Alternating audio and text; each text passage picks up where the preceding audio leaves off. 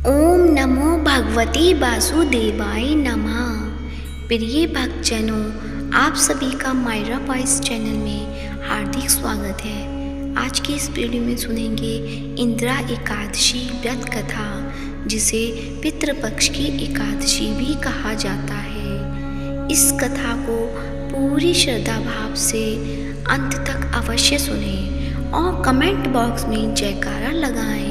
जगत के पालनहार की जय या ओम नमो भगवते वासुदेवाय नमः अवश्य लिखें। एकादशी का व्रत भगवान विष्णु को समर्पित होता है। हिंदू पंचांग के अनुसार 11वीं तिथि को एकादशी कहते हैं। एक महीने में 2 पक्ष होने के कारण 2 एकादशी होती हैं, एक शुक्ल पक्ष में तथा दूसरी कृष्ण पक्ष में।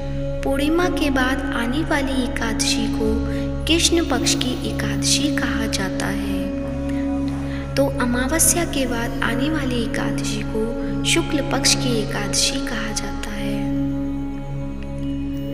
इसमें से एक ऐसी एकादशी है जो हर साल पितृपक्ष में आती है। अश्विन माह के कृष्ण पक्ष की एकादशी को इंदिरा एकादशी के नाम से जाना जाता है।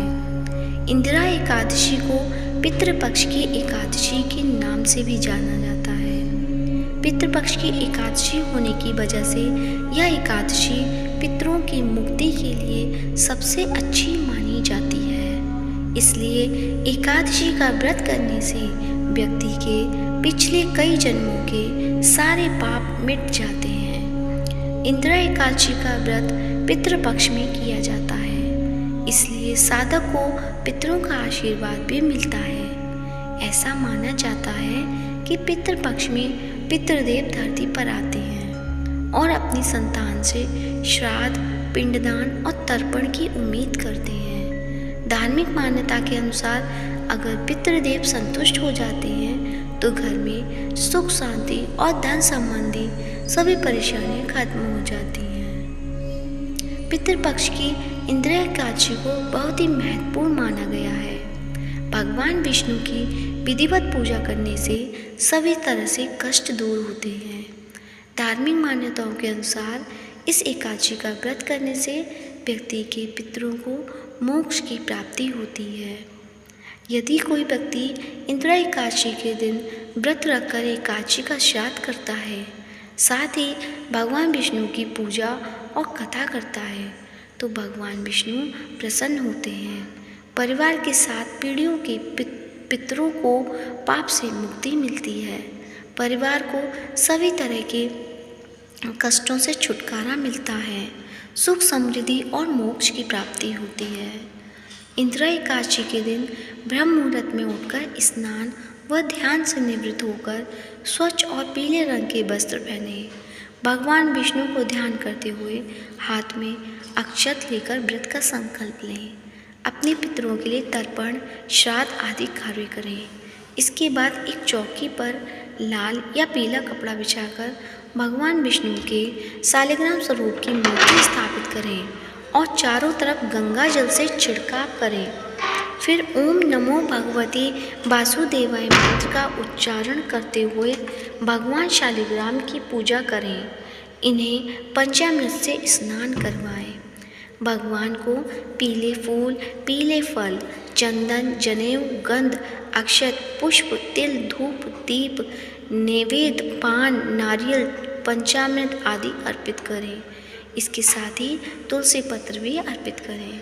फिर तुलसी पत्र के साथ भोग लगाएं, घी का दीपक जलाएं और कपूर से आरती करें और प्रार्थना करें कि हे अच्युत, हे पुंडरीकाक्ष, मैं आपकी शरण में हूँ, आप मेरी रक्षा कीजिए।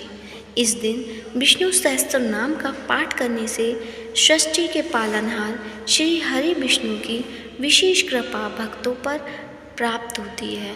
इसके बाद इंदिरा एकादशी की कथा का श्रवण अवश्य करें। विधि पूर्वक श्रद्धा से पूजा के उपरांत योग्य ब्राह्मणों को फलाहार का भोजन कराएं और दक्षिणा दें। पूरे दिन विष्णु जी के नाम का जप एवं कीर्तन करते हुए यह व्रत पूरा करना चाहिए और सामर्थ्य के अनुसार दान पुण्य करना चाहिए। अब सुनिए कथा। धर्मराज युधिष्ठिर कहने लगे कि हे भगवान, अश्विन कृष्ण एकादशी का क्या नाम है, इस विधि का क्या फल है, सो कृपया करके कहिए। भगवान श्री कृष्ण कहने लगे कि इस एकादशी का नाम इंदिरा एकादशी है। यह एकादशी पापों को नष्ट करने वाली तथा पितरों को अधोगति से मुक्ति देने वाली होती है। हे राजन, ध्यानपूर्वक इसकी कथा सुनो। इसके सुनने मात्र से ही वाजपेयी यज्ञ का फल प्राप्त होता है। सतयुग के समय में महिष्मती नामक की एक नगरी में इंद्रसेन नाम का एक प्रतापी राजा धर्मपूर्वक अपनी प्रजा का पालन करते हुए शासन करता था। वह राजा पुत्र पौत्र और धन आदि से संपन्न और भगवान विष्णु का परम भक्त था। एक दिन जब वह अपना सुखपूर्वक अपना सभा में बैठे थे, तब आकाश मार्ग से महर्षि नारद उतरकर उनकी सभा में आए। राजा उन्हें देखते ही हाथ जोड़कर खड़ा हो गया और विधि पूर्वक आसन व अर्घ दिया। सुख से बैठकर मुनि ने राजा से पूछा, हे राजन, आपके सातों अंग कुशल पूर्वक तो हैं, तुम्हारी बुद्धि धर्म में और तुम्हारा मन विष्णु भक्ति में तो रहता है। देवर्षि नारद की ऐसी बातें सुनकर राजा ने कहा, हे महर्षि, आपकी कृपा से मेरे राज्य में सब कुशल है तथा मेरे यहाँ यज्ञ कर्मादि सुकृष्ट हो रहे हैं। आप कृपया करके अपने आगमन का कारण कहिए। तब ऋषि कहने लगे कि हे राजन, आप आश्चर्य देने वाले मेरे वचन को सुनो।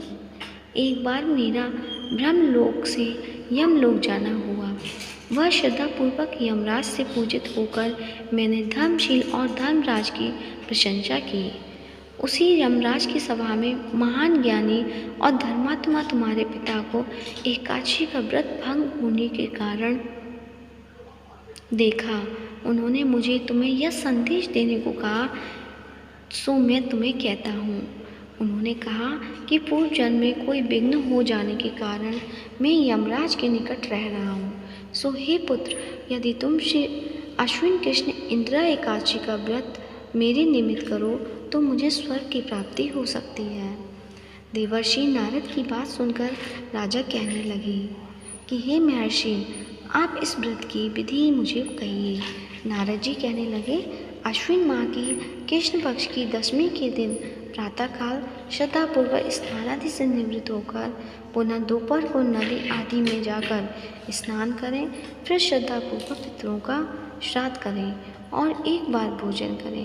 प्रातःकाल होने पर एकादशी के दिन दातुन आदि करके स्नान करें। फिर व्रत के नियमों को भक्तिपूर्वक ग्रहण करते हुए प्रतिज्ञा करें कि मैं आज संपूर्ण भोगों को त्याग कर निराहार व्रत एकादशी का व्रत करूँगा। हे अच्युत, हे पुंडरीकाक्ष, मैं आपकी शरण में हूँ, आप मेरी रक्षा कीजिए। इस प्रकार नियम पूर्वक शालिग्राम की मूर्ति के आगे विधि पूर्वक श्रद्धा से योग्य ब्राह्मणों को फलाहार का भोजन कराएं और दक्षिणा दें। पितरों के श्राद्ध से जो बच गए उसको सूंघकर गौ को दे दें तथा धूप दीप गंध पुष्प नैवेद्य आदि सब सामग्री से ऋषिकेश भगवान का पूजन करें। रात में भगवान के निकट जागरण करें। इसके पश्चात द्वादशी के दिन प्रातःकाल होने पर भगवान का पूजन करके ब्राह्मणों को भोजन कराएं।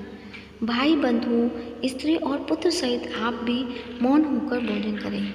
नारद जी कहने लगे कि हे राजन, इस विधि से यदि तुम आलस्य रहित होकर इस एकादशी का व्रत करोगे तो तुम्हारे पिता अवश्य ही स्वर्गलोक हो जाएंगे। इतना कहकर नारद जी अंतर्ध्यान हो गए।